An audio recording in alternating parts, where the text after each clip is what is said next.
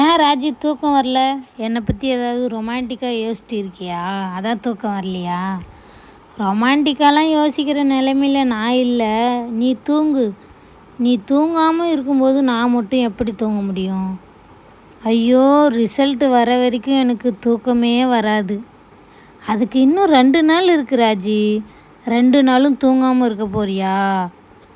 தெரியலை. நான் கேட்டப்பவே நல்லா எக்ஸாம் எழுதியிருக்கேன்னு சொன்னேன். அப்புறம் ஏன் பயப்படுற? தெரியலை. இதெல்லாம் ஒரு பதிலா? உன்னை இப்போ எப்படி சந்தோஷப்படுத்தணும்னு எனக்கு தெரியும். என்ன பண்ண போகிற? கிஃப்ட் எப்படி இருக்கு? எனக்கா? உனக்கே தான். சாயங்காலம் வெளியே போகும்போது வாங்கிட்டு வந்தேன். உனக்கு பிடிச்சிருக்கா? ரொம்ப பிடிச்சிருக்கு. ஆமாம், எதுக்கு வாட்சி வாங்கினேன்? ரிசல்ட்டுக்கு அப்புறம் கொடுக்கலான்னு நினச்சேன். நீ தான் அப்செட்டாக இருக்க. அதான் இப்போவே கொடுத்துட்டேன் சந்தோஷப்படுத்த.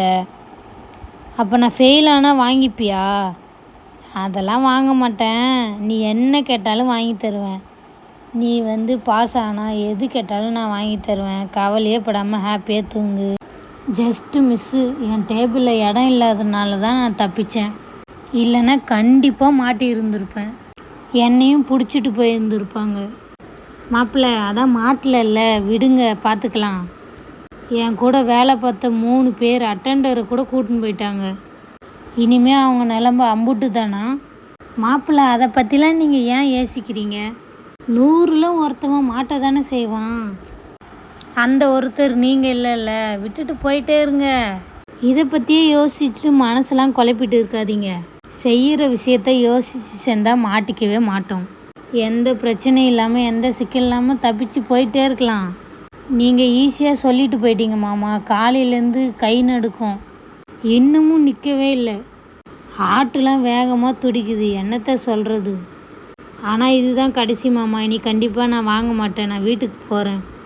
மாப்பிள்ளை, வீடு கடன்லாம் அடைக்க வேணாவா? வீடு கட்ட வேணாவா? வாங்குங்க, நான் பார்த்துக்கிறேன் அப்படின்னு சொல்லிட்டு அனுப்புகிறாரு.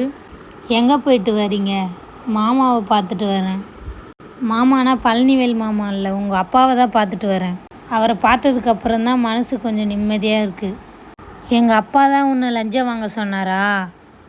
அவர் சொல்லலை, ஆனால் நினச்சேன் அவர் தான் வாங்க சொல்லி இருப்பாருன்னு. இருங்க, அவருக்கு நான் ஃபோன் பண்ணுறேன்.